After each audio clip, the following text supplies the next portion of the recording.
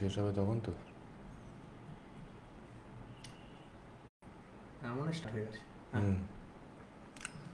হ্যাঁ, তো শ্রী শ্রী ঠাকুর এক জায়গায় খুশি করতে যাও না।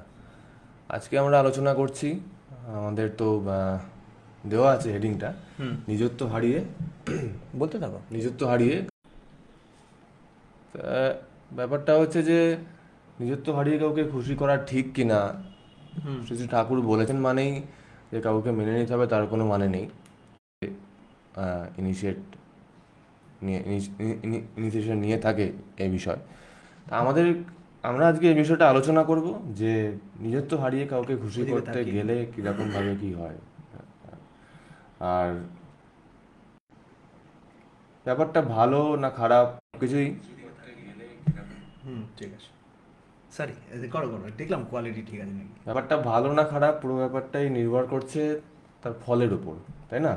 কনসিকোয়েন্সেস কি হচ্ছে তার উপর নির্ভর করছে যে আমার অ্যাক্টিভিটিটা, আমার ডিসিশনটা ঠিক ছিল না ভুল ছিল। এরকমভাবেই আমরা অনেক সময় দেখি পরিবেশে এক ধরনের জিনিস চলছে, বা ধরুন সোশ্যাল মিডিয়াটাকে বলি ট্রেন্ড, সেই ট্রেন্ডটাকে ফলো করার জন্য মানুষ বিভিন্ন ধরনের অ্যাক্টিভিটি, বিভিন্ন ধরনের কাজকর্ম করে থাকেন। এবারে সেটা নিজেকে যুগের সঙ্গে তাল মিলিয়ে চলার জন্য একটা মানে, নাহলে লোকে আমাকে ব্যাকডেটেড বলবে, লোকে ভাববে আমি কুল নই, এই ধরনের যে কমপ্লেক্স মাথার মধ্যে তৈরি হয়ে আছে। বা কোনো সেলিব্রিটি কাজটা করেছেন, বা এমন কোনো ইনফ্লুয়েন্সার কাজটা করেছেন, যে কাজটা আমাদেরকেও করতে হবে, সবই ঠিক আছে, কিন্তু কথাটা হচ্ছে যে আমি শুধুমাত্র ওই সময়টায় শেষ হয়ে যায় না। এবং আজকে এই বিষয় নিয়ে আলোচনা হবে। এবং আমরা দেখলাম রিসেন্টলি একটা ভিডিওতে, মানে পুরো ইন্টারনেট ছেয়ে গেছে, একজন কথা বলেছেন, সেই বিষয় নিয়ে আমরা আলোচনা করব না, কিন্তু সেটা যেন একদম শ্রী ঠাকুরের কথাটা ওখানে মূর্ত হয়ে উঠলো যে নিজত্ব হারিয়ে কাউকে খুশি করতে যাও না। এক স্পেসিফিক টাইপ অফ এনভায়রনমেন্টে আমি গেছি, তো সেইখানকার মতো করে কথা বলতে গিয়ে আমি এমন একটা কথা বলে বসলাম যে কথাটা আমি সাধারণত বলি না, যে কাজটা, কিন্তু ওই পরিবেশটা এমন, এবং ওই পরিবেশের সঙ্গে নিজেকে খাপ খাওয়ানোর জন্য যেটার কনসিকোয়েন্সেস হয়তো আমাকে সারা জীবন ধরে ভুগতে হবে। লোকের চোখে আমার আরও মানে ভালো হওয়ার বদলে এমন একটা জায়গায় চলে গেল যে পুরো ব্যক্তিত্বটাই আবার সেখান থেকে ওটা যায়। শ্রী ঠাকুরের তো সবই বলা আছে, যে কোনো সিচুয়েশন থেকেই কাম ব্যাক করা যায় সেই নীতি নিয়মগুলো মেনে। আজকে আমরা কথা বলছি আদর্শ নিয়ে চলছি, কোনো বিশেষ একটা আদর্শ নিয়ে চলছি। পরিবেশের সঙ্গে আমার চালচলন, আমার কথাবার্তা, হাব ভাব সব কিছু দেখা যায়, খুব অমিল দেখা যায়। তো আমি সেইটাও রাখবো, আমার বৈশিষ্ট্যটাও রাখবো, আমার আদর্শকে নিয়েও চলবো, কিন্তু পরিবেশের সঙ্গে কাউকে ওরকমভাবে কাউকে মনক্ষুণ্ণ করছি না। এই ব্যাপারটা নিয়ে কীরকমভাবে চলা যায়, এই বিষয়টা নিয়ে? দেখো, যে ঘটনাটা রিসেন্টলি ঘটে গেল, যেটার ব্যাপারে বেশিরভাগ ইউথরা জানবেন, এবং শুধু ইউথ কেন, আজকে যেহেতু আমাদের মিডিয়ার কাছে কন্টেন্টের অভাব বলতে গেলে, হ্যাঁ, তো মিডিয়া তো যে কোনো এরকম একটা ইস্যু পেলেই সেটা নিয়ে খুবই উঠে পড়ে লাগে। হ্যাঁ, আপনাদের যারা দেখছেন, অনেকে দেখছেন, আমি দেখছি, আপনাদের যদি আওয়াজ বা ভিডিও কোয়ালিটিতে কোনো ইস্যু হয়, আপনারা কমেন্ট করে জানাবেন যে আমাদের আওয়াজ পরিষ্কার শোনা যাচ্ছে নাকি। হ্যাঁ, যেটা বলছিলাম, যে তার জন্য ওরা সব ইস্যুটাকে নিয়েই কিন্তু বাড়িয়ে চাড়িয়ে অনেক কিছু করে। না, শুধু বাড়িয়ে চাড়িয়ে না, অনেকগুলো এফআইআরও হয়ে গেছে সেই জন্য। এফআইআর না, এটা তো একটা বড় ইস্যু, কিন্তু এটা আমি কেন বলছি যে মানুষ আগে এই জিনিসটা সবাই জানতো না। হয়তো রণবীর মানে যে যার হয়েছে সে, তারকে অনেকে চেনেও না, আজকে নিউজ চ্যানেল আজকে সবাই চিনে যাবে, আজকে সবাই যারা চিনতো না, যে সবাই চিনে তাকে চিনবে এইটা দিয়েই যে এরকম একটা ঘোটালা করেছে। হ্যাঁ, একটা ক্লিক বেট টাইপের। আজ থেকে একটা অনেক আগে একটা এরকম ঘটনা মনে পড়ছে। সেদিন এক সময় ঠাকুরের একটা উৎসব হয়েছিল, সেই উৎসবে কিছু লোক এরকম মানে ম্যানেজমেন্টের প্রবলেমের জন্য পদপিষ্ট হয়েছিল, ঠিক আছে? তো বহু লোক গেছিলো আলাদা আলাদা, ইভেন অনেক ক্রিমিনালরাও গেছিলো। হ্যাঁ, তখন ঠাকুরকে জীবনের খবরে দেখায়নি, মানে রিসেন্টলি তো দেখায়নি আমি ওই টাইমে। ওই সময় ঠাকুর ফেমাস হয়ে গেছে। হে ঠাকুর অনুকূলচন্দ্র, এই কে, এই যার আশ্রমে রিসেন্টলি এরকম ঠিক আছে, এটা হচ্ছে এটা আমাদের নর্মাল মেন্টালিটি, যেটা মিডিয়াতে গিয়ে দেখা যায়। সেরকম একটা ঘটনা ঘটে গেছে।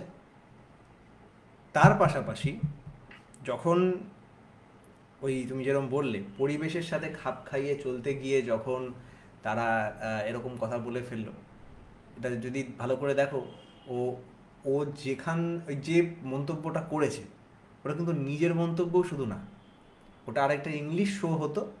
ওখান থেকে আসলে কি, যখন কোনো কমেডি শোতে যাচ্ছি, ইন্টারনেটে কোথায় কোথায় বড় বড় কমেডি শো হয়, সেগুলো নিয়ে এক জায়গায় নোটস বানিয়ে নেয়, নিয়ে স্ক্রিপ্ট বানানো নেয়, ওটা মুখস্থ করে গিয়ে ওখানে বলবো যে কুল হলাম ওদের সামনে। কিন্তু এই কুলনেসের জন্য কি হবে, এবার এখানে একটা জিনিস চলে আসছে, এখানে ওর সাধারণ বুদ্ধির যে অভাব সেটার একটা বড় প্রমাণ হলো। যদি ওটা মানছি ও করেনি, ওর কোনো অ্যাসিস্ট্যান্ট করে দিয়েছে, সেটাও যদি নিয়ে আমি বলবো, ওই কথাটা বলার কে পারে বলতে, ওই কথাটা দেখেছো? হ্যাঁ অবশ্যই শুনেছি। সাধারণ বুদ্ধি, যদি আমি আগে থেকে স্ক্রিপ্টটা নাও দেখে থাকি, যখন বলবো তখনই দেখছি, তখনই কি করে বলি কথাটা। এখানে অনেকগুলো প্রশ্ন চলে আসে। এক হচ্ছে সাধারণ বুদ্ধির অভাব, নর্মাল সেন্স অফ মোরালিটি অনেক নিচে, নিজের মনকে কন্ট্রোলে রাখবো না এটা বলতে বলতে এমন পর্যায়ে চলে গেছি। হ্যাঁ, এতে কি এটা কেন হয়, এটার একটা বড় কারণ আছে। আমি বলছি বলে না, এটা যে কোনো মহাপুরুষরাও এই কথা বলে গেছেন এবং আমরা ওখান থেকে জানতে পারছি। আর আমরা আমাদের আশেপাশে সেই মহাপুরুষের চোখ দিয়ে দেখলে আমরা বুঝতে পারি, যখন একটা স্পেসিফিক সাকসেসের জন্য আমরা নিজেকে শেপ করতে থাকি, ধরো আমি একটা ভালো বিজনেসম্যান হব, বিজনেসম্যানের জন্য আমাকে অ্যাকাউন্টেবল হতে হবে, আমাকে পরিশ্রমী হতে হবে, আমাকে ফোকাসড হতে হবে এই বিষয়ে। এই কিছু জায়গায় নিজেকে কন্ট্রোল করতে গিয়ে আমি অন্যদিকে নিজেকে ছুট দিয়ে দিই। আর এই পুরো যেমন ছোটবেলায় কিছু মানুষদের বলতে শুনেছি যে পড়াশোনাটা ভালো করে করুক, তারপর যা খুশি করুক। এতে প্রবলেম হয়ে যায়, তখনও কিন্তু খুব প্রবলেম হয়ে যায়। এই যা খুশির জন্য একটা দিক ঠিক রাখতে গিয়ে এটা একদিকে বলতে গেলে স্পিরিচুয়ালিটির একটা অনেক নেগেটিভ সাইড। স্পিরিচুয়ালিটি তথাকথিত যে স্পিরিচুয়ালিটি চলছে, যে এরকম একটা কি মাইন্ডফুলনেস, এরকমভাবে একটা কিছু নাম দিয়ে চলছে। নর্মাল ওয়ে যেটা আছে ইষ্টনিষ্ঠা বলা, যে সম্যক ডেভেলপমেন্ট না করে যেটা হয়, তাতে একটা অ্যাবনর্মাল গ্রোথ দেখা যায়। তার একটা বড় এক্সাম্পল, তোমার কমন সেন্স হারিয়ে গেছে। ঠাকুরের কাছে যখন জিজ্ঞেস করা হতো, ঠাকুর এই এত কিছু করছি কিসের জন্য, ঠাকুর বলতেন কমন সেন্স গ্রো করার জন্য। তখন কিছু কমন সেন্স গ্রো করার জন্য, অবশ্যই কমন সেন্স গ্রো করার জন্য। তো কমন পিপল তো এত কিছু করবে না, তাহলে কমন সেন্সটা কমন কি করে হচ্ছে? কমন সেন্স মানে দুটোভাবে দেখছি। কমন সেন্স মানে that which is expected of you as a human being. তোমার কাছে কি এক্সপেক্টেড, হিউম্যান বিইং এর এই আচরণ আছে, সেগুলো এক্সপেক্ট, তাই কমন। Normal sense.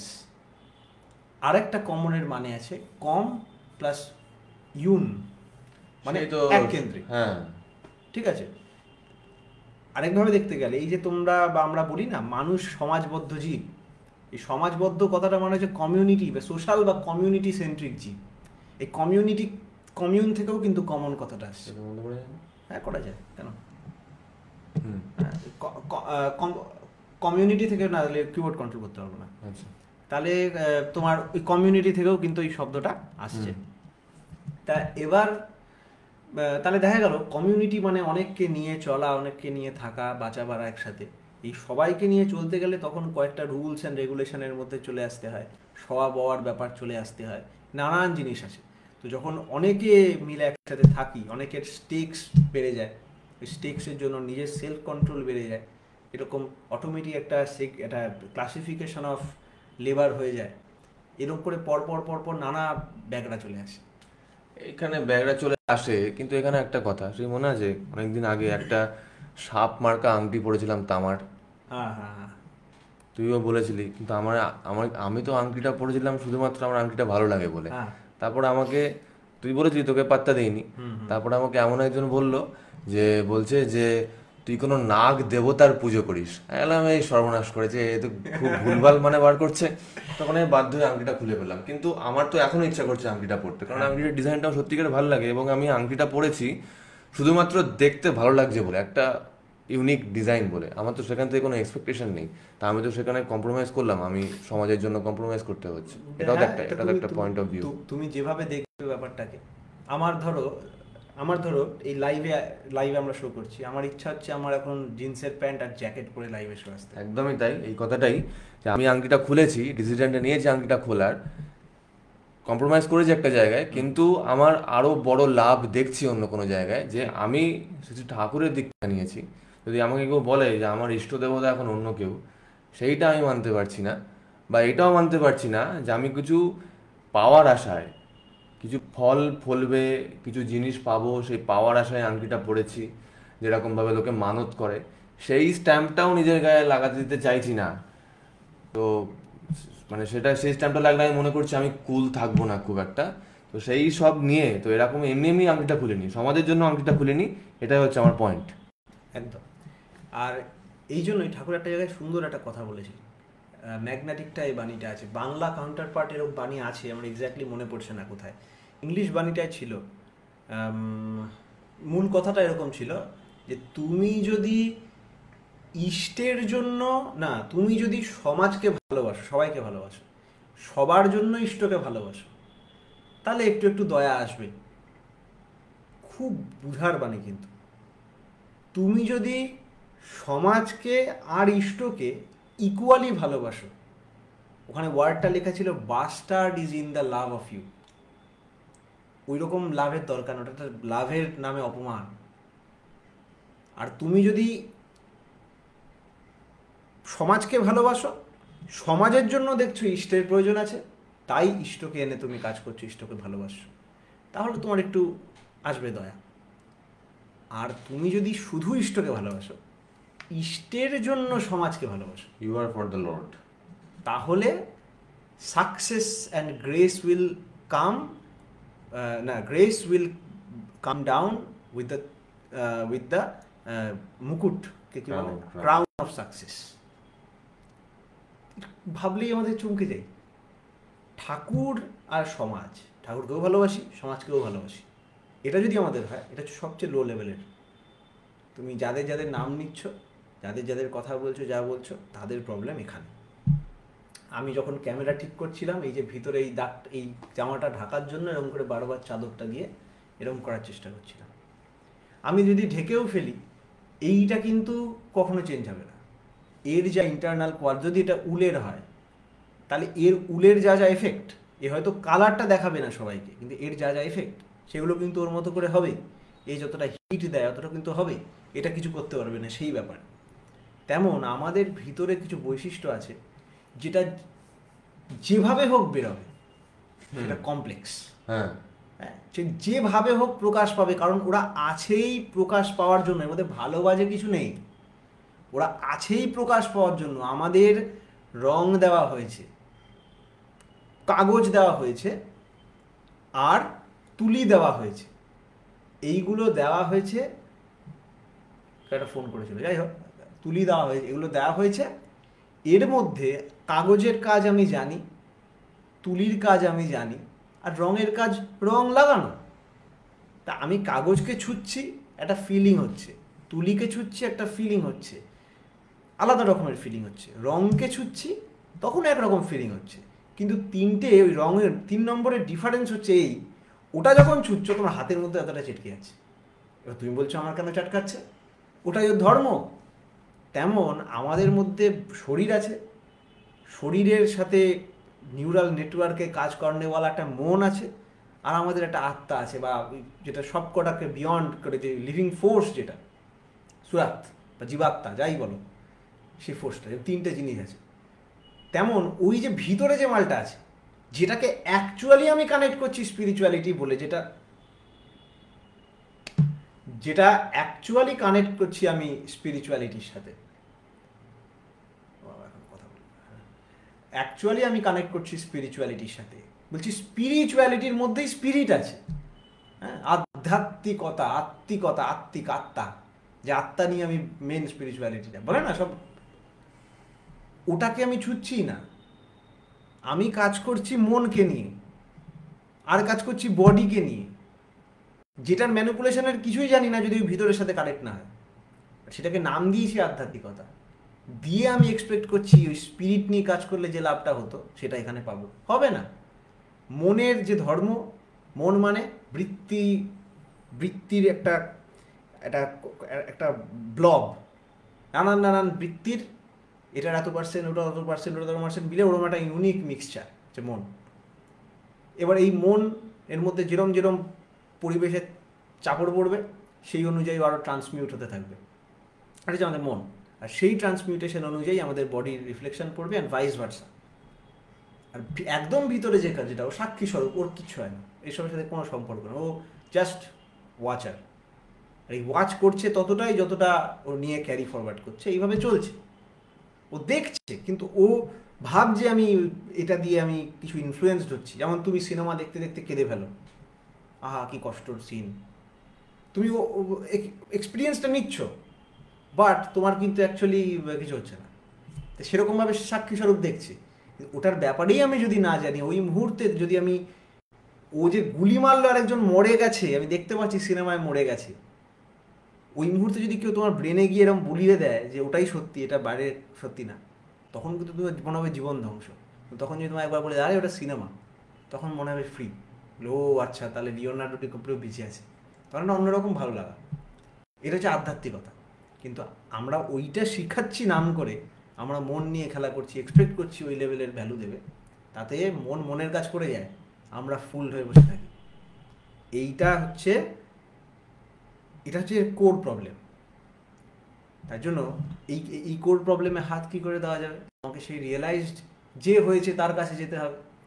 এখানেও ওরা একটা কথা বলবে যে শিবের তো প্রয়োজন হয়নি, বা কারোর অনেকেরই তো প্রয়োজন হয় না। সত্যি কথা বলতে গেলে প্রত্যেকের প্রয়োজন হয়েছে।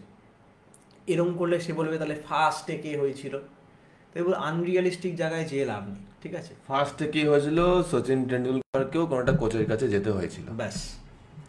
এটাও এইটার সাথে একটা কথা এটা বলতে হয় যে আমরা যা কিছু করি আমরা পরিবেশ থেকে ইম্পালসটা নিয়ে করি। সেই ইম্পালসটা যদি কোনো একটা সেন্টার থেকে আসে সেটা ফোকাসড বেশি হয়। ঠাকুরের থেকে সব থেকে বেশি আমরা ইম্পালস পাবো যখন, তখন ঠাকুরকে স্রষ্টা বলে ফিল করবো। একদমই তাই। কোনো কোনো গুরু থাকবেন তার শিষ্য তাকে ছাপিয়ে যাবে, আর কোনো কোনো গুরু থাকবেন তার শিষ্য তাকে কোনোদিন ছাপানো তো দূরের কথা, তাকে ছুতেও পারবে না, তাকে বুঝে ওঠাটাই তার জীবনের লক্ষ্য হয়ে দাঁড়াবে, এবং সেই অনুযায়ী তার চলন হবে, সেই অনুযায়ী তার নিজের লাইফের গ্রোথ হবে। আর এখানের বিউটিটাই হচ্ছে যদি অ্যাকচুয়াল স্পিরিচুয়ালিটির রাস্তায় আমরা হাঁটি, এই যে মেজার করছো না ব্যাপারটা, যখন হাজারো ছোট ছোট পিঁপড়ে একটা ছোট চিনির দানা ক্যারি করে নিয়ে যাচ্ছে, ওদের কিছু যায় আসে না ওই পিঁপড়েটা ক্যারি করেছে না ওই পিঁপড়েটা ক্যারি করেছে, ওরা পারফেক্ট ইউনি বডিতে কাজ করছে। 5টা পিঁপড়ে স্ম্যাশ হয়ে গেল, 6টা পিঁপড়ে এগিয়ে নিয়ে গেল, ওদের লাইনটা থেমে যায়। এই একটা একাত্মবোধ আমাদের মধ্যে থাকার কথা ছিল। এটা কমন সেন্স বা কমিউন সেন্স। আমরা খুব ইনকমপ্লিট একটা জাস্ট লোকে হাততালি দেবে বলে একটা আলোচনা করে যাই না। খুব সত্যি হার্ড ট্রুথটা বলতে গেলে, তুমি আমি যে দেখছে, যে শুনছে, যে শেয়ার করছে, যে দেখে গালাগালি দিচ্ছে, সবাই মিলে যে একটা বডি, এটার যে সেন্সেশন, সেটাই আধ্যাত্মিকতা। এটা আধ্যাত্মিকতা। এটা সেন্সেশনটা, এটা জেনে তুমি বইতে পড়ে নিলে না, বইতে জানলে এরমভাবে শটটা মারতে হয়, ওইটা না, মেরে দেখো, মজাটা নাও, অ্যাড্রেনালিনটা ফিল করে, পুরো টোটাল ফিলিংটা, এটা আধ্যাত্মিকতা। ওইটা আসে ঠাকুরের কাছে।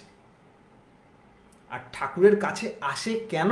বিকজ ঠাকুর ওটার জ্যান্ত প্রতীক, always fountain of that, living embodiment of that. এই যে এত কায়দা করে ঘুরিয়ে পেঁচিয়ে, এত আঙুল দিয়ে, গালাগালি দিয়ে, প্রেশার দিয়ে যে একই সত্য কথা বলা হয়, সেটা আমাদের মূঢ়তার জন্য বারবার বেঁধে দেওয়া হয় নিয়মের মধ্যে। নৌপাস্যমন্নত ব্রহ্মণ ব্রহ্মাইকামে বাদ্যিতি, আমার বয়ে গেছে, সব জানে তো সব ব্রহ্ম, যে জানে সব ব্রহ্ম তাকে বলতে হয় ব্রহ্ম ভিন্ন আর কেউ উপাস্য নহে, বলার তো দরকারই ছিল না। ব্রহ্ম ভিন্ন উপাস্য নহে যদি না হয়, তাহলে ব্রহ্ম সব কিছু কী করে হয়? তাহলে তো তুমিও ব্রহ্ম, আমি তো একেও পুজো করতে পারি ও ব্রহ্ম বলে, তাহলে সে বলে কি করে ব্রহ্ম ভিন্ন? আমাদের মূঢ়তার জন্য বলতে হচ্ছে, কারণ তার পরের লাইনটায় আমাদের মানতে গিয়ে এগুলো চলে আসে। তথাগতাস্ত দ্বার্তিকা অভেদা। ওই আগত ব্রহ্ম আগত যারা, তারা অভেদ, আর তাদের অগ্রণী পুরুষোত্তম, তাকে ছাড়া রাস্তা নেই বলে তোমায় এত পুশ করতে হচ্ছে। ঘুরিয়ে ফিরে সিম্পল কথা, শিবচন্দ্র চক্রবর্তীর ছেলে অনুকূল চন্দ্র চক্রবর্তী, ওই লোকটা বসে আছেন, মানুষটা জানতে, একটা পাতি মানুষ না, তোমার আমার মতো মানুষ, কিন্তু কি কারণে জানি না ওনার মধ্যে কমপ্লিট এক্সপোজিশন ধরে গেছে। যাও ওর কাছে, এটা হচ্ছে সিম্পল কথা। যদি কেউ বলে আমাকে একটা কথা বলো, আমি শুনবো, যা বলবে আমি শুনবো, আর আমি ওটার থেকে 100% লাভ নিতে চাই, তাকে একটা কথা বলতে হবে, ওই লোকটা দেখেছো, ওর ব্যাপারে যা পারো জেনে নাও, যা ভালোবাসা আছে দিয়ে দাও, ওর জন্য যা খুশি তাই করো। বলে কেউ শুনবে? শুনবে না। কিন্তু যদি বলা হয় যে শ্রী শ্রী ঠাকুরের পর অমুক, তাহলে তো লোকে শুনবে, অনেক লোকে শুনবে। তাও এটা তো একটা বড় মূঢ়তা। পর কেন বলবি? ওটা কাদের বললে চলবে? এটা এমনি লোককে কি বলো দেখি, শিক্ষিত লোককে? না, তারা মানবে না। হ্যাঁ, কিন্তু যারা এদিকে আসে তাদের মধ্যে বহু সংখ্যক লোক মানে, এই ব্যাপারটা কেন? তারা কি তখন নিজের বুদ্ধিটাকে বাড়িতে রেখে আসে? তাহলে তো অন্য কোনো ব্যাপার আছে না। জ্যান্ত প্রতীক দেখতে চায় সবাই। সে যা তোমার মধ্যে আমার মধ্যে ওরকম সার্ভিসেবল অ্যাটিটিউড বা কিছু একটা দেখেনি, যার জন্য ওরা ওখানে যেতে চায়। বুঝলাম, আরেকটা দেখেনি, সে জিনিস, নিজের মধ্যে কেন ফুটিয়ে তুলছে না? সে বলছে নিজের মধ্যে ফোটানো সম্ভব নয়। না তাহলে তো জানে না। তার মানে দেখো, তার মানে তোমার আগে ওর বাড়িতে কেউ কেক দিয়ে এসছে, তার মানে তুমি যে খবরটা নিয়ে গেছো ওটা বাসি খবর। হুম। হ্যাঁ, তুমি একটা ধরো দুটো news paper, paper a paper B, তুমি জানো পেপার এতে ঠিক খবর আসে, ওটাও তোমার কোম্পানি না, পেপার বিতে ভুল খবর আসে, ওটাও তোমার কোম্পানি না। ওর বাড়িতে পেপার বি গেছে, তুমি পেপার এর খবরটা পেয়েছো, তুমি ওর বাড়িতে গিয়ে বললে পেপার এটা দিলাম, ওই খবরটাই আছে যেটা বিতে আছে, সঠিক করে। ও কেন নেবে? ও জানি তো এটা। তা আমি কেন নিলাম? আমার বাড়িতেও তো পেপার বি আগে এসেছে, পেপার বি তো সব জায়গাতেই আগে যায়। তুমি পেপার নেওয়ার জন্য যাচাই করে নিয়েছো হয়তো আগে, আইদার দ্যাট, অর তোমার কর্মফল এত ভালো ছিল যেগুলো ইভেনচুয়ালি এমন এমন সাকসেশন এনে দিয়েছিল করার, তোমার সিঞ্চিত প্রারব্ধ কর্মফল এমন এমন পরিণতির মাধ্যমে এসেছে যেখানে তোমার এটা তোমার কাছে জুটেছে, এসেছে ইজিলি। এখনও তোমার পরীক্ষার দিন আছে, পরীক্ষার দিন কখনো যায় না, হয়তো বন্দুক ঠেকানো হবে মাথায়, হয়তো। এটা একটা অসুবিধা, পরীক্ষার দিন কখনো যায়, কখনো তো গার্ড ডাউন করে মানুষ রিল্যাক্স করবে। কখনো রিল্যাক্স করেনি ওটা। তোমার ওটা যে বলে রিল্যাক্স করছি, হুম। তার ফাইটটা ন্যাচারাল হয়ে গেছে। তুমি যে নিঃশ্বাস নিচ্ছ বলছো, যখন আরামসে সিনেমা দেখবো, আমার পরীক্ষা শেষ, আরামসে দেখবো, এটা তুমি ভাবছো। আরেকটা মাইক্রোসেলুলার অর্গানিজম তোমায় দেখে ভাবছে, ভাই সাধনার লেভেল কি, এই মুহূর্তে তোমার মধ্যে তোমার ভাইরাসগুলোর সাথে অ্যান্টিবডিগুলো লড়াই করছে। এই মুহূর্তে তোমার কোথায় একটা সামান্য আঁচড় লেগেছে, ওখানে থ্রম্বোসাইট দৌড়ে ঠিক করার চেষ্টা করছে। তোমার হার্টবিটে কোন অরিকল দিয়ে ব্লাড যাবে না ভেন্ট্রিকল দিয়ে ব্লাড যাবে সেটা ভাবছে। তোমার দাদুর থেকে ওই জিনটা, এখন তোমার 40 বছর হতে হতে ওই দাদুর ওই জিনটা এক্সপ্রেসড হবে এপিজেনেটিক্যালি, নাকি তোমার মায়ের দিকের দাদুর ওই জিনটা এপিজেনেটিক, কারটা নেব সেই চয়েস চলছে তোমার লাইফস্টাইল আর হেলদি হ্যাবিটসের সাথে। এত কিছু কে করছো? তুমি করছো। ভাবা যায়? তোমার মেন্টালি বলতে গেলে আমার subconscious mind, preconscious mind, unconscious mind আমি জানিই না, বাদ দাও, খুব অদ্ভুত দুনিয়া ওটা। এটাকে যদি বায়োলজিক্যালি বলতে যাই, আমার প্রিফ্রন্টাল কর্টেক্স, হ্যাঁ, তারপরে সেরিবেলাম, কি কি কাজ চলছে, ওই একই কানেক্টেড, আলাদা দুনিয়ার ভাষা। আমার এখানে ধাই বলছি, ওরা মিডওয়াইফ বলছে, আমি এখানে মা বলছি, ওরা মমি বলছে। যেমন মেন্টাল লেভেলের একটা ভাষা, ফিজিক্যাল লেভেলের একটা ভাষা, কানেক্টেড। এই যে ঠাকুরের সাধনার এই 18 স্তর কিছু বলে না, দেখবে এই পিণ্ড দেশের 6টা স্তর আছে, ব্রহ্মাণ্ড দেশের 6টা স্তর আছে, সব গল্প আছে, একই আলাদা আলাদা নাম, কিন্তু কানেক্টেড। তেমনই মেন্টাল লেভেলে যেগুলো বলা হয়, তুমি বলছো যেটা রেস্ট নেব, তুমি মেন্টালি যেটাকে রেস্ট বলছো, মন ওই সময় হাজারো কাজ করছে, পরশু দিনের স্মৃতিটাকেও মেমোরাইজ করছে, এটা কিছু নিচ্ছে। বডিলি, এটা হচ্ছে মনের লেভেল, বডির লেভেলে ওরকম কিছু কাজ চলছে, বডি রক্ত নিচ্ছে, রক্ত দিচ্ছে, সেল নিচ্ছে, সেল ঠিক করছে। করতে করতে তুমি এত সিদ্ধ হয়ে গেছো, এক না 30 কোটি বছর ধরে এটা করেছো। তোমারই জিন, তোমারই ও 30 কোটি বছর ধরে করেছে, করে সিদ্ধি লাভ করেছে, করে আজকে তোমার এখানে রেস্ট বলে তুমি যেটাকে বলছো। তো তেমনই কিছু, অত বড় কিছু হবে না, আবার ছোটোখাটো একটা কোনো সিদ্ধি হবে, বারবার করতে করতে করতে করতে এমন একটা পর্যায়ে চলে যাবে যখন এই নিষ্ঠাটাই একটা নর্মাল ব্যাপার হয়ে যাবে। গার্ড ডাউন করতে হবে না। তুমি কোনোদিন এরম ভেবেছো যে ইস যদি আমার একদিন এত লোভ হয়ে যায় আমি গরুর মাংস খেয়ে নেবো? হতেই হবেই না, তুমি জানো একটা কনফিডেন্স আছে। আমাকে খুব আনন্দের দিনও যদি আমাকে এরকম করে আনা হয় আমি চড় মেরে দেবো, ওরকম ব্যাপার। আমার বিশাল দিন তখন এরকম ফিলিং আসবে, ম্যাক্স টু ম্যাক্স কী হবে, মরে যাবো, এরকম একটা ফিল আসবে, ম্যাক্স টু ম্যাক্স কী হবে, মরে যাবো। তখন প্রবৃত্তিগুলো নুয়ে যায়, তখন প্রবৃত্তিভাবে কিছু করা যাবে না, তখন প্রবৃত্তি তোমার বা আমাদের অনুযায়ী চলতে শুরু করে। এই জন্য ঠাকুরের বাণীটা, দুর্দশাতে কাবু যখন বৃত্তিও কাবু তাই, মানুষ তখন কি মানুষ তখন এটানে বিধির পথে ধায়। বিধির পথে চলতে গিয়ে চিত্ত সবল হলে মানুষ তখন বৃত্তি ধান্দায় আবার ছুটে চলে। এমন করে ওঠা নামায় মরণ পানে ধায়, ইষ্ট উৎসর্জনে কিন্তু সবই পাল্টে যায়। ইষ্ট উৎসর্জন যখন হয়ে গেল, তাতে উৎসৃজিত হয়ে গেল যখন, তখন আলাদা গল্প। তখন একটা প্রবৃত্তিও তিনি বাদ দেবেন না। তার কাজের বিউটি এমন, তুমি কি বিশ্বাস করা যায় না। একদিন কার জানো, সরোজিনী মা না কার যেন একটা কোথা থেকে নেপাল থেকে কে এসেছিল, তার খুব শরীর খারাপ, তার বউয়ের শরীর খারাপ ছিল। ঠাকুর করে কোনো রকম আনমনা হইতে শুনছে, ঠিক আছে ঠিক আছে এমন করছে করে, ঠাকুর এই শোন তোদের ওখানে নীল জবা পাওয়া যায় না? বললো আমি এত সিরিয়াস একটা গল্প বললাম, বউয়ের এই অবস্থা, ও নীল জবার কথা বলছে ঠাকুর, নীল জবা পাওয়া যাবে না? নীল জবা তো ঠাকুর পাওয়া যায় না ওখানে। বলছে দেখবি দেখবি পাওয়া যাবে, নিশ্চয়ই পাওয়া যাবে। বলছে না মনে হয় পাওয়া যাবে। পাওয়া যাবে, দেখবি খোঁজ নিবি। শুধু এটা বলবেন কি, তারপরে আরও এক্সপ্লেন করছেন যে নীল জবা নিয়ে এরকম সূর্য প্রণাম করতে হয়, এই মন্ত্র এরকমভাবে করতে হয়, করবি তো? বলছে হ্যাঁ ঠাকুর, আর বউয়ের ব্যাপারটা? ওটা করবি, ওটা অবশ্যই করবি। ও পাত্তা দিচ্ছে না বউয়ের ব্যাপারটা। ও গেল, তার 3 মাস পর চিঠি এসছে ওর, ও যেখানে বলেছিল ঠাকুর ওখানে গিয়ে নীল জবা খুঁজে পেয়েছে, নীল জবা পেয়ে ওরা ওরম করেছে, প্রণাম করেছে, ও ঠিক হয়ে গেছে, বউ ঠিক হয়ে গেছে।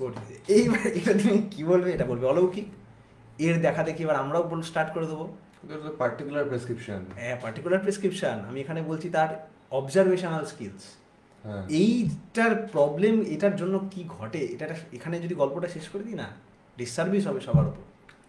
এইটার গড়বড় কি হয় এটার জন্য, দেখছি আমি গল্পটা বলছি, আমি অনেক ব্রহ্মাণ্ডী লোক ঠুকে গল্প বললাম, আগামী দিনে আমি কখনো একটা কিছু বললাম মনে হলো ফাট করে বলবো, সেটা সে যাচাই করবে না, ভাবে এটাও একটা অলৌকিক কিছু ঘটছে। এই ডিপেন্ডেন্স কাউকে হাতে দিও না, কাউকে না, বহুত প্রবলেমে পড়ে যাবে। আনলেস তুমি তাকে বেধড়কভাবে এক্সপেরিমেন্ট করে নিয়েছো, তার ফলে একটু বলবে, খুব বিনয়ের সাথে বলবে দয়া করে কারণটা বুঝিয়ে দিতে পারবেন। সে যদি বলে পরশুদিন বুঝিয়ে দেবো, পরশুদিনকে আনসার নেবে, না হলে ফিউচারে প্রবলেমে আমরা পড়ে যাব। এইটা ঠাকুর পরবর্তীকালের প্রেসক্রিপশন। কারণ এই গল্প কজ ফাইন্ডিং নেচার না থাকলে, বা আমি ধরো কখনো এরকম তোমাকে বললাম, বা তুমি আমাকে কখনো বললে, এই প্রেসক্রিপশন দিলে, এটা ঠিক ভুল পরের ব্যাপার, কিন্তু তুমি এই পদ্ধতিতে চলার সময় তুমি কন্ট্রোলে আছো নাকি সেটা তো আমি জানি না। আজকে আছো, কালকে নাও থাকতে পারো। দেবীদাসের মধ্যে কম হয়েছে সবার, তো কালকে নাও থাকতে পারো, তখন পরপর তো আমিও তো তার সাথে সাথে ডুবে যাব। তাই জন্য এইটা চালু রাখতে হবে। ঠাকুর কি বলতেন, ঠাকুর সিম্পল সলিউশন দিতেন, দিতে দিতে ছোটোবেলা থেকে দিতে দিতে দিতে দিতে দিতে দিতে অবজারভেশনে এমন স্কিল চলে গেছে, তার অপারেশন এত জটিল হয়ে গেছে, এমন পর্যায়ে পৌঁছে গেছে এখন জাদু মনে হয়। ফার্স্টে হাতটা ব্যথা হয়েছে, টিপে দিলাম, ঠিক আছে। নেক্সট দিন তোমার হাতটা কেটে গেছে, আচ্ছা আচ্ছা মলম লাগিয়ে দিলাম। তারপরের দিন দেখা যাচ্ছে কারোর লেপ্রসি হয়ে গেছে, আচ্ছা তার একটা অন্যরকম ওষুধ দিলাম। তারপরের দিন একটা বিশাল জটিল ক্যান্সার হয়ে গেছে হাতের মধ্যে। এইখানে যদি ডাক্তার ফেল করে যায়, ডাক্তারের গল্প শেষ। কিন্তু দেখা যাচ্ছে এই ডাক্তার কাছে যত বড় প্রবলেম আছে তার একটা সলিউশন আছে। সে বললো আচ্ছা এটা হয়েছে, নিয়ে আসো। তার একটা এমন ট্রিটমেন্ট দেখালো ডা ভিঞ্চি অপারেশন মেশিন দিয়ে এমন চাকাচাক বা ক্রিসপার ক্যাশ দিয়ে আর কিছু কেটে কেটে করে দিল, দেখলি ওটাও ঠিক করে দিল। কিন্তু এই জটিল রোগের যে সমস্যাটা দিল সেটা তোমার অনেক উপরে উঠে গেছে, কিন্তু তার কাছে তো ওই হাত টিপে দেওয়াটার মতোই এটা ট্রিটমেন্ট। যে স্পাইনের অপারেশন করে তার অপারেশনটা হয়তো জেনারেল ফিজিশিয়ানের থেকে বেশি জটিল, কিন্তু তার তো ওটা কাজ। হ্যাঁ, তার কাজটা জেনারেল ফিজিশিয়ানের কাজের মতোই। একদম। সে প্রতিদিন 30 লাখ টাকার অপারেশন করে, এক একটা স্পাইন অপারেশন করে ডেলি, 30 লাখ খরচা হয়, কথার কথা বলছি। তাহলে কি হবে? সে ওটা রিসেন্ট অরিন্দম বলে একজন ডাক্তারের কাছে নিয়ে গেল, এই মাস্টার ব্যাপার হচ্ছে ওরকম। আমি ওনার ব্যাপারে শুনছি, মাস্টার যার অপারেশন হবে, মাস্টার সে বাড়ির টেনশান চাপ উনার ওখানে গিয়ে জানতে পারছি ওই যে টেনশানওয়ালা যে ফ্যামিলির অ্যাটমসফিয়ার, উনার কাছে প্রতিদিন ওরকম লোক আছে, প্রতিদিন ডেথ অ্যান্ড লাইফের মাঝামাঝিতে উনি অপারেশন করছে। আমাদের কাছে ওটা অলৌকিক, আমাদের কাছে ওই একটা ঘটনাই বিশাল, তার কাছে ওটা নর্মাল। শ্রী ঠাকুরের কাছে প্রত্যেকটা অ্যাসপেক্টের ডেথ অ্যান্ড লাইফের মাঝামাঝি লোক আসছে এবং তিনি তার প্রত্যেক ঘটনার ওর জন্য প্রত্যেক কিছুর এমন এমন সলিউশন দিয়ে দিবেন যেটা আমার বোধ অনুযায়ী আমি হয় বুঝতে পারবো, না হয় বুঝতে পারবো না। তাই খুব বুদ্ধি করে বিবেচনা, আর তিনি যে জেনারেল প্রেসক্রিপশন আমাদের দিচ্ছেন ওটা তো আমাদের নিতে হবে ফার্স্টে। তিনি জেনারেল প্রেসক্রিপশন বলে দিচ্ছেন, আমার অলৌকিক কিছু হয়নি আজ অব্দি, যার যেমন যখন যতটা লেগেছে আমি তাকে সেরকম দিয়েছি, সেটা কাজ করেছে। আর এর পিছনে সায়েন্সটা খোঁজা তোমার দায়িত্ব। আমাকে যতটা সম্ভব আমি বলে গেছি, এর বেশি বলার মতো লোক ছিল না, বলিনি। কেষ্টদা দুঃখ করতেন, আমি যদি আরও বড় সায়েন্টিস্ট নিয়ে আসতে পারতাম, তাহলে আপনার মুখ থেকে আরও উঁচু কথা বের করতে পারতাম। তাও তো কি করে গেলেন দেখতেই পাচ্ছ। হ্যাঁ, তাই সেরকম ঠাকুরকে বের করতে পারতাম, কিন্তু ঠাকুর বলছেন, ঠাকুর কায়দা করে তাও সব দিয়ে গেছেন। এখন তার সাধন পদ্ধতির যে বীজ দিয়ে গেছেন, তার লিটারেচার দিয়ে গেছেন, তার কিছু শিষ্য দিয়ে গেছেন। তার লিটারেচার, সাধন পদ্ধতি, শিষ্য, হ্যাঁ, শাস্ত্র, শিষ্য, নাম, শাস্ত্র, শিষ্য, নাম, এই তিনটে জিনিস দিয়েই তো সব কাঁপিয়ে দেওয়া যায়, কিন্তু সেটাকে কাল্টিভেট করতে হবে আমাদের। এইবার হচ্ছে কি, ডিস্ট্রাকশন কোথার থেকে স্টার্ট হলো? ওই যে যখন আমরা বললাম না যে আমি কন্ট্রোলে আছি নাকি, ঠাকুরের মতো আমি ঠাকুরালি শুরু করে দিলাম, তারপরে ওর ফলটা রপ্তাতে থাকলো, এরকম করতে করতে হাজারো ফলস গুরু তৈরি হয়ে গেছে। কেষ্টদাস সিনড্রোম। কেষ্টদাস তো বলতে গেলে অনেক উঁচু গুরু, আচ্ছা, উপরের ভিলেন, ঠাকুরের সঙ্গ পেয়েছেন, কিছু জানে, ঠাকুরের কথাটা বলবে, সঙ্গে অনেক জল মিশিয়ে দেবে।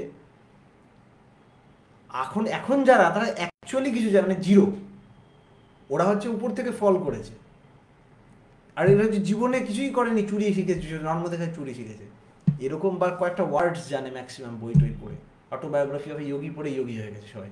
হ্যাঁ, এরকম যারা আছে তাদের দেখতেই পাও, তাদের ওই কী বলে ওই সিনেমাগুলো হয়, আরে পডকাস্টে আসে না সব যোগী ধ্যানী, কত নতুন নতুন সব, হ্যাঁ, কোথাও থেকে আসছে, তাদেরই মনে হচ্ছে বিশাল বিশাল এক্সপিরিয়েন্স। কত পার্সেন্ট সত্যি তার? দম আছে একজনের না, মানে পূজনীয় দাদা নিয়ে যাক দেখি, লাগবে কোথাও কনভিন্স করাতে পারবে? কোথাও পারবে না।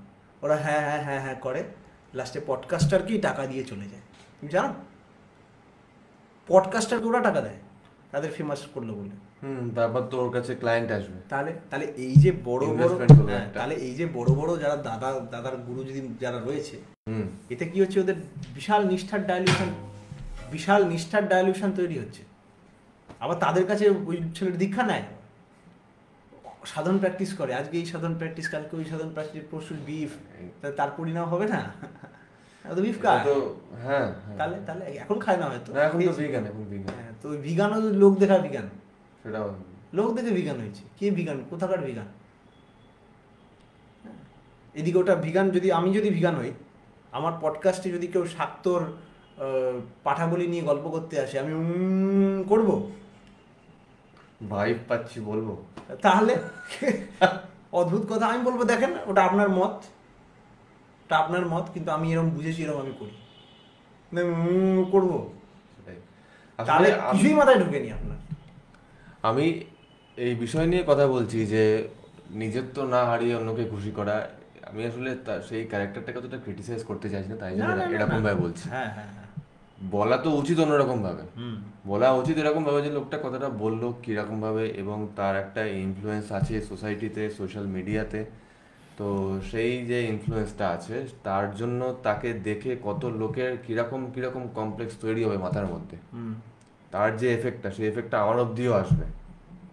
এবং আমার কাছে ওটা আনপ্রেসিডেন্টেড, আমাকে কেন ওটা ফেস করতে হবে? আমার মাথাটা এখানে গরম হচ্ছে, আমাকে ওটা ফেস করতে হবে, কোনো দরকার ছিল না তো করার। আমাদের দোষ আছে বড়, তো মানে এই মাস্টার উইদিন করছি আমাদের দোষ আছে। আমরা তারপরে আমরা এনাফ কন্টেন্ট বানিয়ে উঠতে পারছি না, কোয়ালিটি কন্টেন্ট বানাচ্ছি না, যে এক একটার পিছনে যত খাটনি যাবে সেসব কাজ করছি না। সেজন্য নাম্বার 1 দায়ী আমরা, নাম্বার 1-এ। নাম্বার 2-3-তে আছে আরও অনেকে, নাম্বার 1 আমরা দায়ী। সেটা আমরা চেষ্টা করব, নিজেকে আরও শুধরানোর চেষ্টা করব, আরও ভালো করে বেশি কন্টেন্ট বানানোর চেষ্টা করব। এটাকে বলে অক্টোপাস মেথড, শুনেছি। এই যে কথা বলছি আমরা, রণবীর আলাহাবাদী, হ্যাঁ। তো কি করে হিন্দু আমি বুঝতে পারছি না, যাই হোক। তো সে যে মানুষটা এরকম করেছে, একটা টাইম ছিল সে যখন কন্টেন্ট বানাতো নিজে সব দিক অক্টোপাসের মতো নিজে সবটা দিক সামলাতো, তখন ওটাই করবে। এখন এটা আরেকটা জিনিস আমরা মুশকিলে পড়ে গেছি, যারা কন্টেন্ট ক্রিয়েটারে টপ পপুলারিটি রিচ করছে তাদের আমরা দেবতা ভেবে বসছি। কেন? তাদের লাইফস্টাইল ফলো করা, তারা তাদের মর্নিং রুটিন, আরে ভাই এসব তুমি নিজেরটা বানাও বা তুমি নিজের আইডিয়ালকে দেখে বানাও, সেটা আইডিয়ালি তো বানিয়ে নিচ্ছে, ওটা সেটাও ভালো জায়গায় বসে নিচ্ছে। কন্টেন্ট ক্রিয়েটার বলো, খেলোয়াড় বলো, অ্যাক্টর অ্যাক্ট্রেস বলো, এরা আমাদের আদর্শ হয়ে যাচ্ছে, কারণ মানুষের কাছে রিচ বেশি এদের হয়ে যাচ্ছে। আমরা সিস্টেম এমন বানিয়ে দিয়েছি যে ওদের রকম ওই রকম এনভায়রনমেন্টের জন্য লোকই রিচ বেশি হতে পারবে। ভালো করে দেখো না সিস্টেমটাকে, যে একটু উচ্চ লেভেলের থটস রাখে সে কি করে রিচ আউট করবে? লিখে, বলে। এখন দেখা যাচ্ছে এর সাথে কিছু এক্সট্রা স্কিলস লাগবে, তোমার রেকর্ডিং ক্যাপাবিলিটি লাগবে, তোমার টেকনিক্যালি সাউন্ড হতে হবে, তোমায় জানতে হবে কীরকম টেকনিক্যালি সাউন্ড হওয়ার কথা। আজ থেকে কিছু বছর আগে টেকনিক্যাল সাউন্ড মানে ছিল তুমি রেডিও চালাতে জানো, ম্যাক্সিমাম তুমি টিভির অ্যান্টেনা ঠিক করতে পারো, এটা মানে টেকনিক্যাল সাউন্ড, বা টর্চ ঠিক করতে পারো। আজকে টেকনিক্যাল সাউন্ড মানে তুমি ডেটা অ্যানালিস্ট, না সোশ্যাল মিডিয়া মানে সোশ্যাল মিডিয়া মার্কেটিং জানো, নাকি তুমি কম্পিউটারের হার্ডওয়্যার জানো। এত জটিল হয়ে গেছে, তুমি কি জানবে, বিশাল জেনারেশন গ্যাপ এসে গেছে। কিন্তু ওই লেভেলের মাইন্ড আছে হয়তো যারা 60+ তাদের, তারা না নেক্সট জেনারেশনকে দেবে গিফটটা, তাদের নলেজটা দেবে নেক্সট জেনারেশনকে। কারা ওরা? ও যে দেবে, আর স্টুডেন্ট আমরা যে নেব, আমরা নিতে জানি শুধু এইভাবে পডকাস্ট দেখে, আর ওরা দিতে জানে মুখে বলে, সামনে বসে চুপ করে, এনভায়রনমেন্ট লাগে, জুতো খোলা লাগে, জুতো বাইরে খোলা হবে, ঘরে লাইট জ্বালানো হবে, শান্ত পরিবেশ হবে, এরকম জায়গায় ওরা কথা বলতে অভ্যস্ত, যেটাকে বিদ্যাপীঠ বলা হয়। শ্রদ্ধা লাগে সর্বোপরি, হ্যাঁ, শ্রদ্ধা থাকে, কারণ তারা বাই ডিফল্ট তারা ওটাই অভ্যস্ত। তারা যদি ওই এনভায়রনমেন্টটা, ওই যে শুনছে তার কাছ থেকে ওই ফিডব্যাকটুকু না পান, এটা মুখে না, এটা অ্যাটিটিউডে, তাহলে তারা খুলবেন না, তার সামনে খুলবেন না। ওটাই এসে গেছিল রীতিনীতি, কারণ ওতে ব্যাপারটা বোঝানো হতো যে এই যোগ্য। হ্যাঁ, পাখি কোথায় পাখি ডিম পারবে, পাখি কী দিকে নির্ণয় করে? এই জায়গাটা ডিম পড়লে ডিমটা নিচে পড়ে যাবে না, এখানে থাকবে। তা তেমনই ওই শ্রদ্ধার চাষ এইভাবে হয়েছে, শ্রদ্ধার নত হয়ে যেভাবে জানতে আসে তাকে জানানো হয়। আর আমরা জানতে শিখেছি কীভাবে? নাকে আঙুল দিয়ে সোফায় ঠ্যাং তুলে এরকম করে মোবাইল কানে হেডফোন লাগিয়ে দেখতে। এটা হচ্ছে আমাদের পদ্ধতি। তো ওরা পাসই করতে পারলো না আমাদের। একটা হিউজ জেনারেশন পিছনে পড়ে গেল, যারা তাদের নলেজ তাদের সাথে মরে গেল, নেক্সট জেনারেশনে পৌঁছালো না। এটা একটা বড় লস। এর মধ্যে খাতে গোনা কিছু যারা টেকনিক্যালি সাউন্ড হলো, রিচ আউট করতে গেল। যেমন একটা এক্সাম্পল দিচ্ছি, বহু লেখক আছে, বড় বড় লেখক, তারা আজকের দুনিয়ায় কিভাবে পাবলিশারকে রিচ আউট করে জানে না। কারণ আগেকার সময় না পাবলিশারকে রিচ আউট করতো না লেখকরা, পাবলিশাররা যেত লেখকের, লেখক ঘ্যাম নিয়ে বসে থাকতো, পাবলিশার আসতো তার কাছে। আজকে এত লেখক প্লাস টেকনোলজি আছে, কারণ পাবলিশারও তো দেখছে আমাকে খাটতে হবে না, আমাকে প্রুফ করতে হবে না, ও এরকম তৈরি করেই দেবে। কিন্তু যে প্রপার লেখক, সে হয়তো ইংলিশটা কম জানে, কিন্তু লেখা তার অনেক উচ্চ লেভেলের। সে হয়তো কম্পিউটার টাইপ করে দেবে না, সে হয়তো লিখে দেবে, তোমায় টাইপ করিয়ে নিতে হবে। আচ্ছা, তোমাকে টাইপ করে দেবে না। হ্যাঁ, তা সেইভাবে ওই জন্য ওরা ওখান থেকেই নেয় যেখান থেকে ওরা নিলে ওদের সুবিধা হবে, এইসব অনেক ব্যাপার আছে। তা এগুলো হতে হতে কী হয়েছে, যারা এটা দিতে পারবে, যারা আমাকে ওই নলেজটা দিতে পারবে, তাদের থেকে সেই নেসেসারি মেটেরিয়াল আমরা গ্যাদার করতে পারি, আর কালে কালে ওটা হারিয়ে গেছে। কিন্তু এরকম অনেক স্পিরিচুয়াল রাইটার আছে, তারা তাদের লেখাটা লিখে বাড়িতে বসে রয়েছে, পিতুন জেঠু বাড়িতে বসে রইল, নষ্ট হয়ে গেল, পুড়ে গেল। তাছাড়া তো অন্যান্য অনেকের মহাপুরুষদের হাত আছেই, সেটা তো ছেড়েই দিলাম, পুড়িয়ে দেওয়াতে, হ্যাঁ, হারিয়ে দেওয়া, চুরি করে নেওয়া, নষ্ট করে দেওয়া, পুড়িয়ে দেওয়া হাত আছেই। তাদের ছাড়া আর যারা আছে সেটা বাদ দিলাম। এবার যদি এই টাইমে যদি তুমি বলো দেবদত্ত পটনায়ক, এদের রাইজিংয়ের অপরচুনিটি এসে গেল, দারুণ আঁকতে পারে, দারুণ বইয়ের ব্যাপারে জানে, দারুণ মার্কেটিং জানে, ডাক্তার, আর কি চায়, ডাক্তার বোধহয়, তাই না? হ্যাঁ বোধহয়। তো সর্বোপরি সত্যিটাকে লুকিয়ে সে একটা জায়গার এক্সপার্ট না, হ্যাঁ, কোনো দিকের এক্সপার্ট না, ভুল ভাল যেহেতু এক্সপার্ট না, এরকম কমপ্লেক্স টপিক স্পিরিচুয়ালিটির মতো, ওর জন্য ভুলে ভরা, ইনকমপ্লিট নলেজ, ভুল নলেজ, কোথা থেকে পড়েছে কোনো ঠিক নেই। ওই জন্য আগেকার সময় গুরু পরম্পরাকে খুব রেসপেক্ট করতো, যে তুমি কোন ঘরানা থেকে কোন ইয়ে হ্যান ত্যান খুব চলতো, যাতে ট্রেস করতে পারে যে ওটা রিয়েল। কারণ ওরা দেবেই না, ওরা হাতে যেটা কাউকে দেবেই না, তাই জানে যে ওটা রয়ে যাবে ঠিক মতো। আর আজকে তো এ লিখছে বই, ও লিখছে রামায়ণ লিখে ফেললো, মোবাইল ফোনের মতো হয়ে গেছে, সবার হাতে মোবাইল ফোন, সবাই লেখক, সবাই ইনফ্লুয়েন্সার। তো সেই সব হয়ে গেল। তাতে কি হলো, ওদের মালও পেলাম না, নাম্বার 1, নাম্বার 2 ভুল মাল প্রচুর পেয়ে গেল, যা হওয়ার হচ্ছে।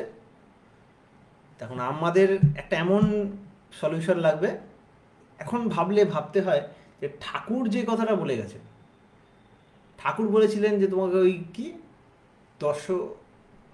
দশবিধ সংস্কার, না সর্ববিধ এক্সপার্ট, একটা এরকমটা একটা ওয়ার্ড ছিল, মনে পড়ছে না, সর্বগুণ বিশারদ এরকম একটা ওয়ার্ড ছিল। সর্বগুণ বিশারদ তো আছে, ওই ওয়ার্ডটাই, সর্বগুণ বিশারদ তোমাকে হতে হবে। তুমি লিখবে, কেষ্টতাকে বলছেন তুমি লিখবে, তুমি যাবে, তুমি দেখতে যাবে কার্পেন্টারি ওখানে কী কাজ হচ্ছে, আসবে, তাই তোমার লেখার কোয়ালিটিও বাড়বে, ব্যায়াম করবে, চাষ করবে, তারপরে এসে আবার লিখবে, আবার রাতে পড়বে, নামধান করবে, আমার কাছে আসবে, ঠিক করে নেবে, আবার গিয়ে লিখতে বসবে। ঘুমোবে না মানুষ, সেটা ঘুমিয়ে নেবে তার ফাঁকে টাইম করে।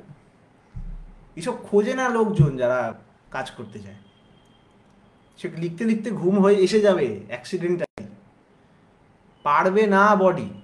জগ্গি বাসুদেব যে আছেন সদ্গুরু, ওরও বলতে শুনি, এত পরিশ্রম করো যে রাতে পড়ে ঘুমিয়ে পড়বে খাটে পড়লে, তখন মনে হবে আরে এত ঘুমাচ্ছি কেন, ঘুমটা ঠিক করতে হবে, মানে কন্ট্রোল করতে হবে, আরও এফিশিয়েন্ট হতে হবে, তখন সেভাবে খাওয়ায় কন্ট্রোল, কীরমভাবে জল খেলে শরীরটা আরও এফিশিয়েন্ট হবে, কীরমভাবে কথা বললে এফিশিয়েন্ট হবে। এই ফালতু আলোচনায় যাব না, তাহলে আমাদের বেশি কথা বলতে হবে। এরকম নানান রকম ম্যানিপুলেশন করে আস্তে আস্তে পারফেকশনের দিকে যাবে। সবার মূলে হচ্ছে এগুলো তখনই আসবে যখন আমাদের মধ্যে একটা ইষ্টনিষ্ঠা নিয়ে একটা কন্ট্রোল লাইফস্টাইলে নিজেকে চালাতে আসবে। এইখানে যে যে আলোচনায় গিয়ে আজকে আলোচনা শেষ করতে চাইবো, সেটা হচ্ছে যে আজকে যে শ্রী ঠাকুরের যে বাণীটা নিয়ে সব থেকে বেশি চর্চা হলো, যে নিজত্ব হারিয়ে কাউকে খুশি করতে যেও না, এখানে কাউকে এই কথাটার মধ্যে শ্রী শ্রী ঠাকুরও পড়ছেন না কেন? কারণ যখন আমি বলছি নিজত্ব হারিয়ে কাউকে খুশি করতে যেও না, ওই নিজত্বর সাথেই ঠাকুর কানেক্টেড, মানে দেশ আর আদর্শের মতন কানেক্টেড। দেশ আদর্শ কথাটা যদি আরো ভিতরে যাও, দেশ কথাটা আসছে আদেশ থেকে, আদেশ কথাটা আসছে আদর্শ থেকে, আদর্শ কথাটা আসছে যুক্ত দৃশ যুক্ত অল। আমি যাকে দেখে চলি, তাকে দেখে কেন চলি? কারণ এই যে আমি বলছি যাকে, আমাকে নিজেকে, আমাকে যে চিনি বা না চিনি না তো আমি, তিনি আমাকেই চেনান, তিনি আমাকেই চেনান, আমি কি অ্যাকচুয়ালি আমিই বুঝতে পারছি না, কনফিউজড। আর তিনি হচ্ছেন এই যে আমিটা বলছি, যে আমিটাই সবাই, তোমার একটা আমি, আমার একটা আমি, আমি সবাই আমি, ওটাকে জানি না বলে আমি কে ব্যক্তি, আমি কুকুর না বিড়াল না মানুষ, তবে তো আমার ওষুধ দেবে, তারপরে আমার রোগ, তারপরে আমার ওষুধ। কুকুরের জ্বরের ওষুধ আর মানুষের জ্বরের ওষুধ, কুকুরের পেট ব্যথা আমার পেট ব্যথা আলাদা, দুজনে দু রকমের ওষুধ হয়।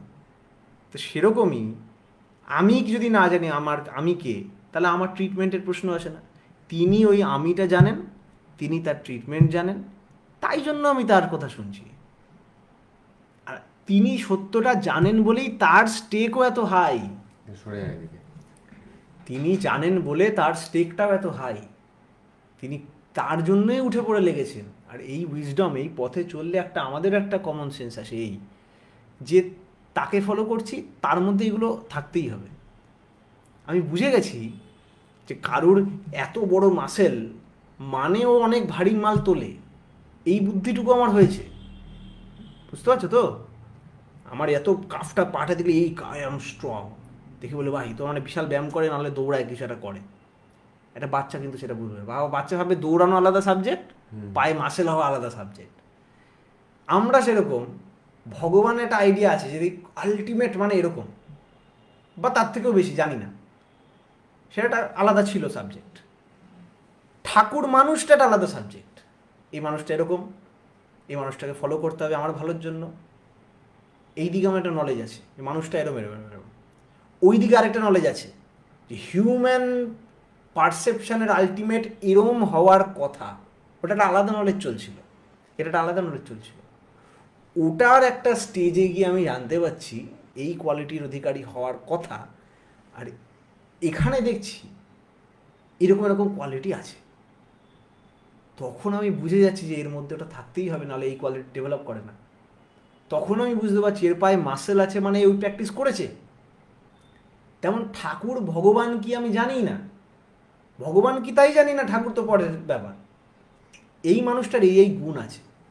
পরবর্তীকালে আমার জ্ঞান বৃদ্ধির সাথে সাথে আমি জানতে পারলাম এই সিস্টেম, এই দেহ, এই মন, এরকম জন্ম, এরকম সলিউশন, এরকম দক্ষতা তখনই হয় যখন সে আলটিমেটের সাথে 100% কানেক্টেড, বা আলটিমেট স্বয়ং যাকে বলে হয়, ফুল রিয়েলাইজড বিইং যদি হয়, তাহলে এগুলো আসে।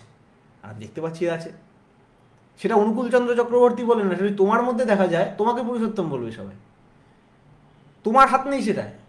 যে জ্ঞানী সে খুঁজে মাটি খুঁড়ে চলে আসবে তোমার কাছে, কিছু বলবে ভাই এ তো পুরুষোত্তম, তো তুমি বলে ভাই কী বলো, সেই না তো আমি তাই, তুমি তো নর্মালি আছো, ঠাকুরের তাই হয়েছে।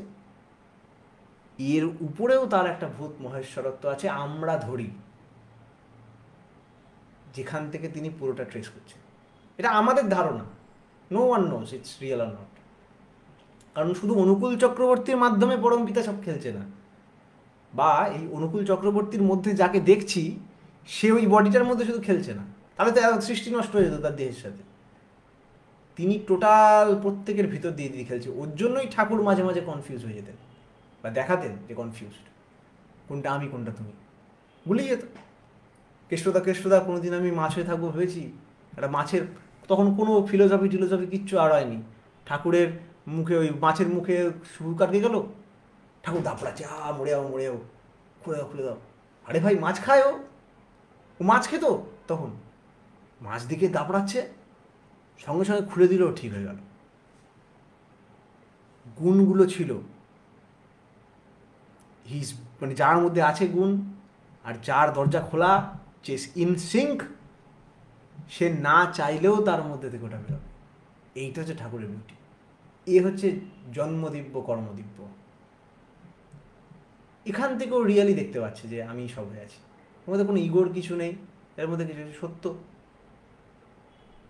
হ্যাঁ, আমার দুটো হাত আছে, ইগোর কি আছে এর মধ্যে? আমার হাত আছে, তোমার হাত নেই, দেখছি কারুরই হাত নেই, তখন মনে হবে আচ্ছা আমি বিশাল ব্যাপার, আমার দুটো হাত, সবাই ল্যাংড়া। এইখানে আমার কথা, শ্রী ঠাকুর বলছেন যদি অহংকার করতেই হয় তাহলে এই বিষয় নিয়ে অহংকার করো যে তুমি পরম পিতার সন্তান। অবশ্যই। তাহলে আমার দুটো হাত আছে, কারুর যদি হাত না থাকে আমি সেটা নিয়ে অহংকার করতে পারি, তো সবাই তো পরম পিতার সন্তান। অবশ্যই। তাহলে আমি সেটা নিয়ে কি করে অহংকার করবো? তো কমন জিনিস। অহংকার মানেই বুঝুনি, তাহলে তোমার অহংকার সবসময় ডিপেন্ড করছে কাউকে ছোট করার উপর। আমার দুটো হাত আছে, এটা আমাকে আনন্দ দিচ্ছে না, ওর আরেকটা হাত নেই সেটা আমাকে আনন্দ দিচ্ছে। প্রবলেম এটা। এখন তুমি বলবে আরে ভাই আমি তো মজা ওইভাবেই পেয়ে এসেছি আজ অব্দি, আমি ফার্স্ট মানে আর কেউ ফার্স্ট হয়নি, এইভাবেই তো মজা পেয়ে এসেছি আজীবন, তাই না? এবং যেখানে ফার্স্ট হওয়ার সুবিধা অপরচুনিটি আছে অন্যকে নিচে নামি, সেটাও করেছি। অবশ্যই তখন তোমার বন্ধুরা তখন তোমায় বলবে যে তাহলে অন্যরকম মজা জানি না কিরকম হয়, তখন আমি বলবো জানো কখনো তোমার ভাই ফার্স্ট হয়েছে দেখেছো, বা কখনো তোমার বোনের বিয়ে হয়েছে মজা পেয়েছো দেখেছো, বা কখনো কাউকে খাইয়ে খুশি লেগেছে দেখেছো? ওইটা হচ্ছে সেকেন্ড টাইপ, যেটা মেন আনন্দের কথা বলা হচ্ছে এখানে। ওই তোমার আমিত্ব একটু এক্সপ্যান্ড করেছিল। কখনো দেখেছো কেউ খুব ব্যথা পাচ্ছিল, আপন লোক খুব ভুগছিল, সুস্থ হয়ে উঠেছে, ওই আনন্দটা মনে আছে? ওতে তোমার কি লাভ হয়েছে অ্যাকচুয়ালি? তোমার বোনের ভালো বিয়ে হয়েছে, বা তোমার ভাই একটা চকলেট খেতে পেরেছে, তাতে তোমার অ্যাকচুয়ালি কী লাভ হয়েছে বলো দেখি? বায়োলজিক্যালি বা বিজনেস দিয়ে দেখতে গেলে কিচ্ছু লাভ হয়নি বলবে। তাহলে ওই আনন্দটা কিসের ছিল? ঠাকুর ওই আনন্দটার কথা বলছে। ওইটার এত বেনিফিট, আর ওটা এমন অ্যাকচুয়াল লাগে আনন্দটা, যে আনন্দতে কোনো কন্ট্রাকশন নেই। পরমপিতার সন্তান বলা আনন্দটা ওটা। আমি পরমপিতার সন্তানের যে আনন্দটা, আমরা ব্যাপারটাকে দেখতেই পাই না, আমরা ওই অন্যের নিচু হওয়াটাকে মজা নিতে চাই, নিজের ঊর্ধ্ব গতিটাকে মজা নিতে পারি না, পারি না, এক্সপিরিয়েন্সই করতে পারি না, মজা কি নেবে? ওই জন্য এক্সপিরিয়েন্স, ওই জন্য কি হয় ওটা বেশি দিন টেকে না, ওটা এখন হলো পট করে পড়ে যায়। ও তোমাকে এমন একটা রিলেন্টলেস ঠেলার পিছনে ফেলে দেবে, আবার পরে কী হবে, আবার পরে কী হবে করে তো কিছু করতে পারছো না। তার মানে এই না যে কম্পিটিশানে লোককে হারিয়ে ফার্স্ট হলাম সেটার মজা নেই, সেটার মজা আছে, সেটা সাময়িক। হ্যাঁ সাময়িক, এবং সেটাকেও সাত্ত্বিক করা যায়। এটার মধ্যে একটা বিউটি আছে। মল্লযুদ্ধ বলো, ফর্মুলা 1 রেস বলো, আমি দুজনে ওকে হারাচ্ছি, ঠিক আছে, আমি ফার্স্ট হলাম, নেক্সটটা তোমাকে বলে এবার দেখি, আর নেক্সট ফাইটে দেখি কে যেতে। কখনো কখনো দেখবে অপোনেন্ট জিতলেও আনন্দ লাগে, আরে বাস কি অ্যাটাক করলি ভাই, আমার হারিয়ে দিলি, তারা এরপরে বার তোকে হারাবো। এটা তখন হয়ে যায় একটা হেলদি কম্পিটিশন যাকে বলে, বললেই হয়ে যায় না, এটাকে রিয়েলাইজ করতে হবে। তখন মজা লাগে। আমি রিসেন্টলি অ্যানিমে দেখছিলাম, অ্যানিমেটার নামটা মনে হচ্ছে ব্লু বক্স। ব্লু বক্সে র্যাকেট খেলে, ব্যাডমিন্টন খেলছে বহুদিন খেলছে, ভিলেনটা কখনো হাসে না, মুখে কোনো এক্সপ্রেশন নেই, করে খেলতো, ওকে কেউ হারাতে পারেনি। হিরো ওকে এবার খেলতে খেলতে অলমোস্ট মানে হারিয়ে ফেলছে, এরকম একটা পর্যায়ে এসে গেছে। তা ভিলেনটার কিরকম ফিল করার কথা? ও হাসছে খেলতে খেলতে, মজা পেয়ে গেছে গেমটা। আমি একটা ওয়ার্ডি কম্পিটিটর যে আমি একটু পুশ করে নিজেকে এর সঙ্গে আমি হেভি মজা খেলছে দুজন মিলে। এটাকে কি বলবে? এখানে কিন্তু ওকে হারানোর ব্যাপারও আছে, সবই আছে, কিন্তু ওই একটা আনন্দ আছে। আমি আমার জানি না ওটা কীভাবে ব্যক্ত করবো। এই আনন্দটা নতুন কিছু না, সবাই অনুভব করেছি আমরা কম বেশি। এবং জীবনের প্রত্যেকটা জিনিসেরই মানে অ্যাপ্লিকেশন আছে, ভালো অ্যাপ্লিকেশন আছে। আর যদি ঘটনাটা না ঘটতো আমরা আজকে লাইভটা হয়তো করতাম। তাই তো আজকে আমাদেরকে লাইভটা শেষের দিকে শেষ করি। হ্যাঁ করো। লাইভটা তো ওই ঘটনার পরিপ্রেক্ষিতে তো করছি বটেই। আজকে আমাদের লাইভটা করতে বলেছিল আমাদের ভাই সুমন চক্রবর্তী। লাইভটা কেমন লাগলো সবাই জানাবেন। শেষ অবধি শেষে ঠাকুরের বাণী দিয়েই শেষ করব। তার অজস্র বাণীর মধ্যে যে একটা বাণী আমার চোখে খুব লাগে, আমার শুনতে খুব ভালো লাগে, পড়তে খুব ভালো লাগে, এবং আজকের আলোচনার সারও বলতে পারেন। শুধু আজকের না, আমাদের জীবনের সার হওয়া উচিত, আমাদের প্রত্যেকটা অনুষ্ঠানের সার হওয়া উচিত। সেটা হচ্ছে, জীবন পাত্র ভরেই যদি জয়ামৃত করবি পান, এখনই কর ও বীর তবে গুরুর পদে অর্ঘ্যদান। সবাইকে জয় গুরু এবং শুভরাত্রি। বন্দে পুরুষোত্তম। বন্দে পুরুষোত্তম।